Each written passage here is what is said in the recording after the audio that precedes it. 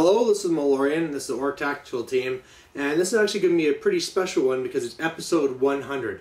Thanks to everyone that's been watching for this whole time, and now I got a really kind of big topic that we'll see how it's going to go and make people angry at me.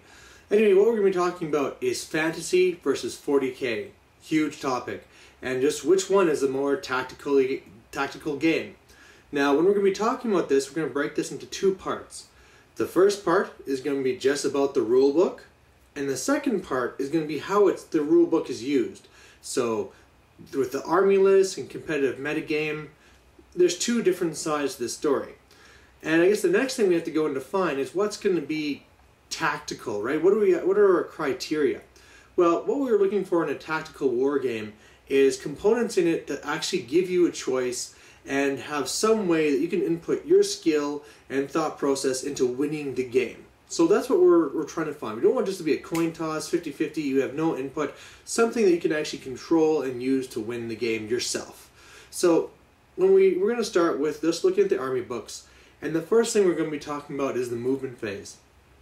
Now, to begin with, both of them are actually pretty even. I mean, in 40k, you got your infantry that can move 6 inches, and then tanks and bikes that can move a foot.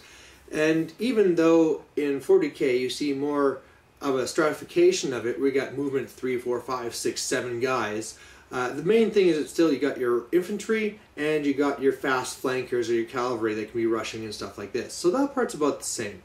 Where it really starts breaking up and being different is the whole aspect of fantasy where you have to worry about facings, where you have to be wheeling and marching, reform loses everything, and then all of a sudden your input in the game is going to greatly affect what happens. You know, in 40k, your squad can be in the center and they can just go and charge whatever they want, right? It doesn't really matter. Whereas with fantasy, you have to be thinking ahead, have your units placed correctly, move them correctly to be watching the angles. So in the movement phase, I'm giving the edge to fantasy, but I guess most of us pretty much expected that anyway. Next thing is going to be the magic phase. Now you're probably saying, well, 40k doesn't have magic. Well, it still has psychic powers, which we're going to be kind of comparing. Now, for 40k, it's pretty straightforward. There's very few powers. I mean, maybe a caster might maybe have 6 to pick from, and then to cast it, you just got to pass one of your very high leadership tests. Bam, it happens.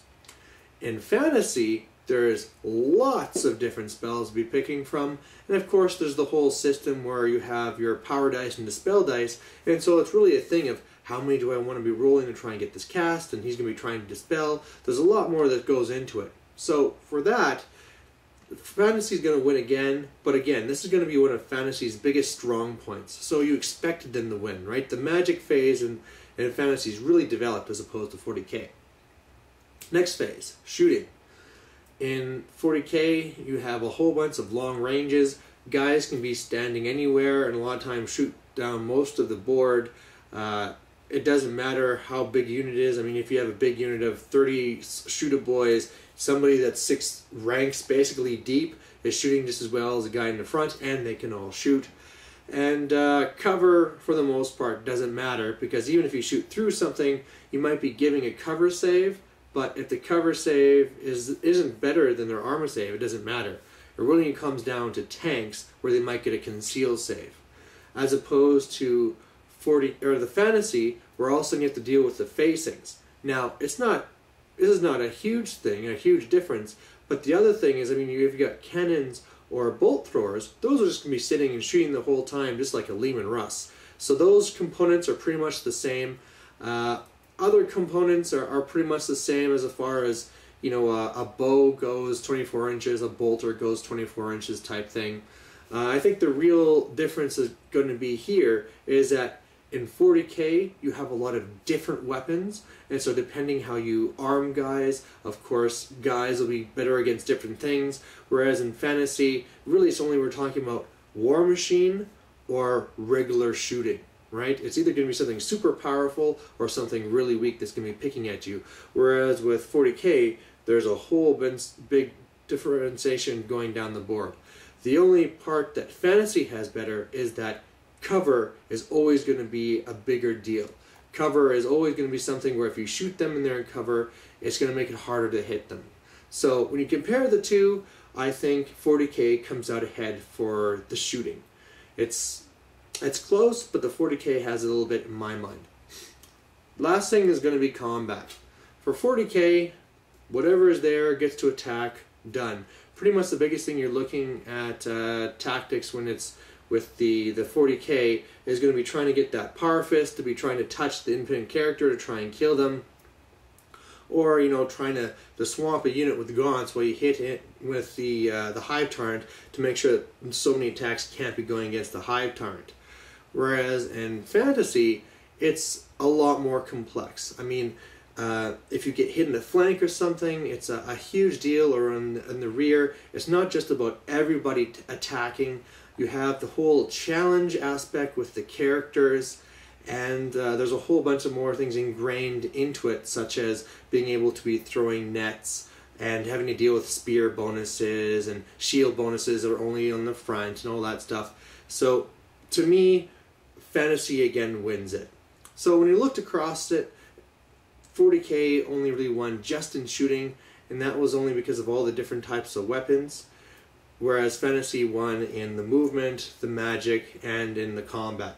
So I think when you're asking me about the core rulebook, fantasy is a more tactical game. But that's all well and good, but how is it used? What do the army lists do with it, and how is it used in a highly competitive situation? Well, let's go back again. Movement phase. So, before, the big benefits that made fantasy win for the movement phase was the ability to have to deal with all the facings and dealing with all that. In actual fact, in the most part, that actually plays a much smaller role.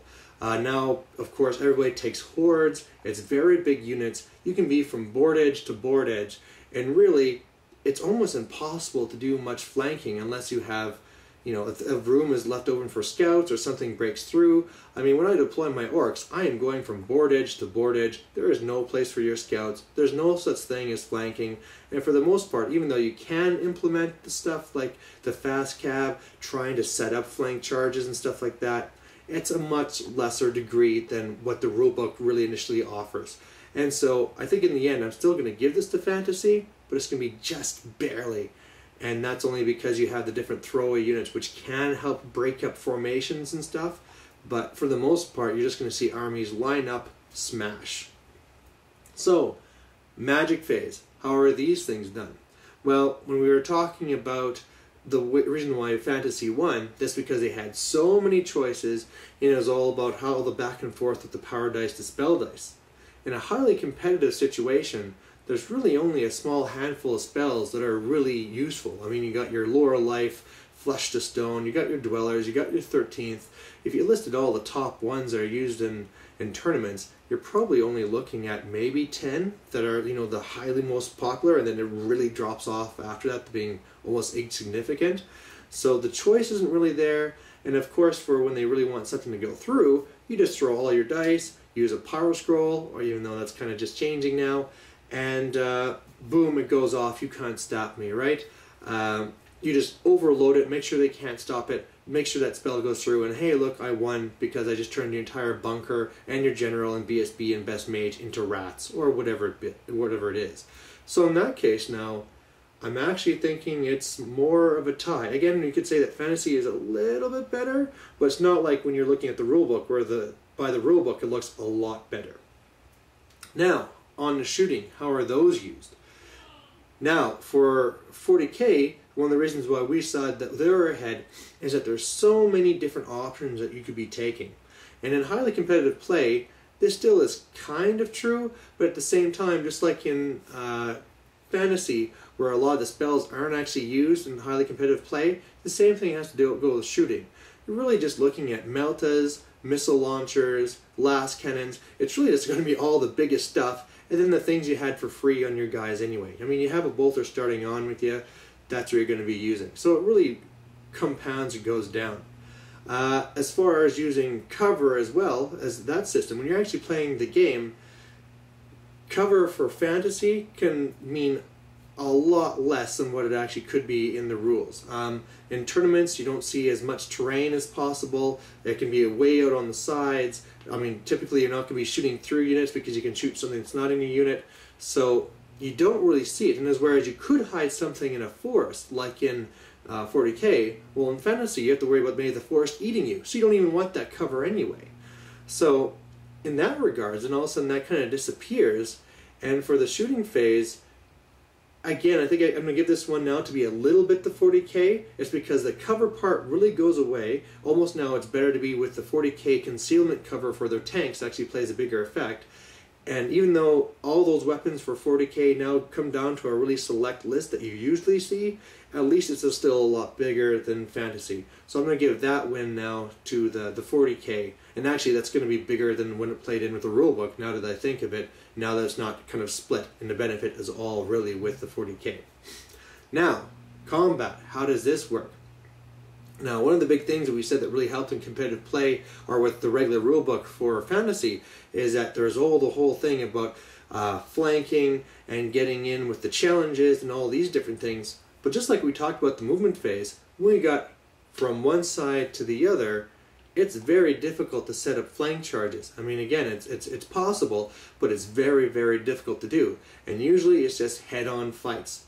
One against the other, there's no real flanking, and it really does almost tend to be just like 40K, where it's straight up fights. You know, it's just line up your guys, who gets to fight? Oh, all of us? Okay, boom, let's go for it. A bunch of things died, let's see what happened. The challenges, you're not going to see so many characters in there. If there is an expensive character, he's probably hiding somewhere if he's critical. If not, I mean, he's going to be having some champ that could take the challenge if not needed. The challenge system can really mean very little in highly competitive play. So in this, I'm actually going to call this one a draw now between 40K and Fantasy. So where does that leave us? Well, we had kind of a bigger win for 40K in the shooting, and then minor wins for 40K for the movement and the magic and stuff. So overall, I think that even though with the rule books you saw that Fantasy was a better tactical game, when you actually draw it out and look at full tactical, like highly competitive play, how the books are actually used, it's pretty much equal. I mean, you could argue that maybe Fantasy might be a tiny bit higher or something, but really we're talking about a thing where, you know, like out of 100, one is 60 and the other one's 61 or whatever, right? We're talking about a very minor difference. So there you go. Those are my thoughts. I'm sure, you know, everybody's going to have theirs. So feel free to leave your comment. And again, hooray for episode 100, and thanks for sticking with me. Thanks. Bye.